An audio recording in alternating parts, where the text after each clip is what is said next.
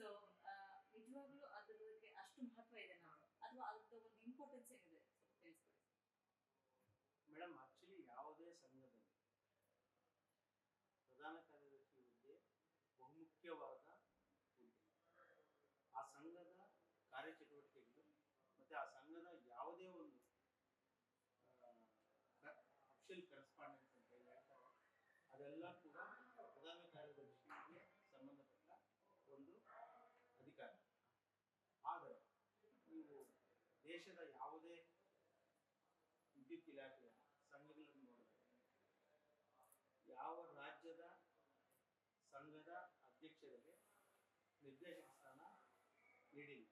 ನಮ್ಮ ಸಂಘ ಈ ಒಂದು ಸದೃಢತೆಯಿಂದ ಅತಿ ಎತ್ತರಕ್ಕೆ ಬೆಳೆದು ಸರ್ಕಾರಕ್ಕೆ ಕಾಲಕಾಲಕ್ಕೆ ನಿರ್ದೇಶನಗಳನ್ನು ನೀಡಿಕೊಂಡು ಪವರ್ ಸೆಕ್ಟರ್ ಏನಾಗಬೇಕಾಗಿದೆ ಅದರ ಪ್ರತಿಯೊಂದಕ್ಕೂ ಕೂಡ ಸೊಲ್ಯೂಷನ್ ಕೊಡ್ಕೊಂತ ಬಂದು ಈ ಒಂದು ಸಂಘದ ಮಹತ್ವ ಕಂಡ ಸರ್ಕಾರ ನಿರ್ದೇಶಕ ಸ್ಥಾನ ಕೊಡ್ತದೆ.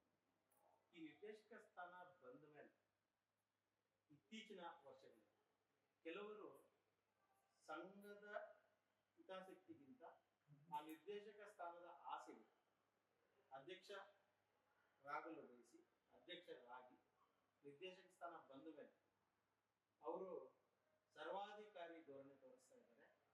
ಏನು ಪ್ರಧಾನ ಕಾರ್ಯದರ್ಶಿಯ ಅಧಿಕಾರ ಇದೆ ಅದನ್ನು ಅವರೇ ಚಲಾಯಿಸಕ್ಕೆ ಹೊರಡ್ತಾ ಇದ್ದಾರೆ. ಈಗ ನಾನು ಪ್ರಧಾನ ಕಾರ್ಯದರ್ಶಿ ಆಗಿದ್ದೆ, ನನ್ನ ಸಮಯದಲ್ಲಿ ಅಂತಲ್ಲ, ಇದಕ್ಕೆ ಹಿಂದೆ ಕೂಡ ಏನು ಮಾನ್ಯ ಹಿರಿಯರಾದ ತಿಪ್ಪೇಸ್ವಾಮಿ ಸಾಹೇಬರು ಪ್ರಧಾನ ಕಾರ್ಯದರ್ಶಿ ಆಗಿದ್ದರು. ಅವರಿದ್ದಾಗಲೂ ಕೂಡ ನಾನು ಸೆಕ್ರೆಟರಿ ಫೈನಾನ್ಸ್ ಇದ್ದೆ. ಆ ಟೈಮಲ್ಲೂ ಕೂಡ ಸುಮಾರು ಪತ್ರ ವ್ಯವಹಾರ ಅಧ್ಯಕ್ಷರು ಸಹಿ ಮಾಡಿ ಕಳಿಸ್ತಾ ಇದ್ರು.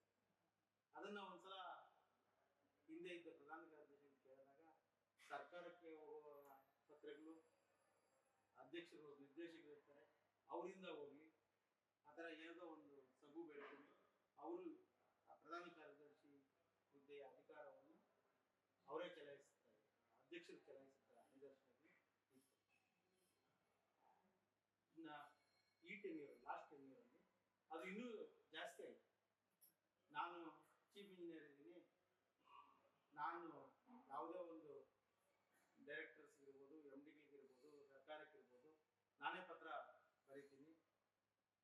ಇನ್ನು ಅದೇ ಪ್ರಧಾನ ಕಾರ್ಯದರ್ಶಿ ಹುದ್ದೆ ಏನಕ್ಕೆ ಇರಬೇಕು? ನನ್ನ ಪ್ರಶ್ನೆ ಆಗಿದೆ. ಪ್ರಧಾನ ಕಾರ್ಯದರ್ಶಿಯ ಅಧಿಕಾರವನ್ನು ಅಧ್ಯಕ್ಷರೇ ಚಲಾಯಿಸುವುದಾದ್ರೆ ಪ್ರಧಾನ ಕಾರ್ಯದರ್ಶಿ ಹುದ್ದೆ ಏನಕ್ಕೆ ಬೇಕು? ಇವ್ರು ಇನ್ನೂ ಒಂದು ಸ್ಟೆಪ್ ಮುಂದೆ ಹೋದ್ರು.